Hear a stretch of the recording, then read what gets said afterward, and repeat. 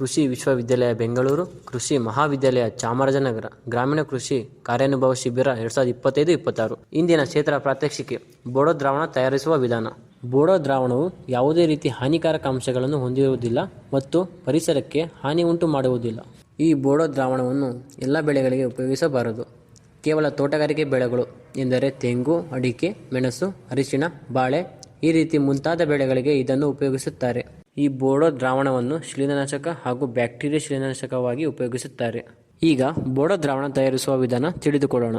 ನೀವೇನಾದರೂ 100 ಲೀಟರ್ ಬೋಡೋ ದ್ರಾವಣ ತಯಾರಿಸುವುದಾದರೆ 10 ಲೀಟರ್ ನೀರಿಗೆ 1 kg ಕಾಪರ್ ಸಲ್ಫೇಟ್ ಎಂದರೆ ಮೈಲುತುತ್ತು ಹಾಗೂ ಮತ್ತೊಂದು 10 ಲೀಟರ್ ನೀರಿಗೆ 1 kg ಸುಣ್ಣ ಬೆರೆಸಿ ಕರಗಿಸಿಕೊಳ್ಳಬೇಕು. ಇದನ್ನು ಪ್ಲಾಸ್ಟಿಕ್ ಬಕೆಟಿನಲ್ಲಿಯೇ ಕರಗಿಸಬೇಕು.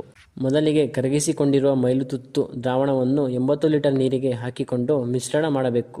ಉಳಿದಿರುವ ಸುಣ್ಣದ ದ್ರಾವಣವನ್ನು ಇದೇ ಮಿಶ್ರಣದಲ್ಲಿ ಬೆರೆಸಿಕೊಳ್ಳಬೇಕು. ಈ ಮಿಶ್ರಣದ ರಸಸಾರವು 7ಕ್ಕಿಂತ ಕಡಿಮೆ ಇದ್ದರೆ ಮತ್ತೆ ಸುಣ್ಣದ ದ್ರಾವಣವನ್ನು ಹಾಕಿ ರಸಸಾರವನ್ನು 7ಕ್ಕೆ ತರಬೇಕು. ಈ ದ್ರಾವಣವನ್ನು ಅಡಿಕೆಯಲ್ಲಿ ಕೊಳೆ ರೋಗಕ್ಕೆ, ತೆಂಗಿನಲ್ಲಿ ಕೊಳೆ ರೋಗ ಮತ್ತು ಉದುರುವ ರೋಗ ಮತ್ತು ಕಾಂಡ ಸೋರುವ ರೋಗಕ್ಕೆ ಬಳಸುತ್ತಾರೆ.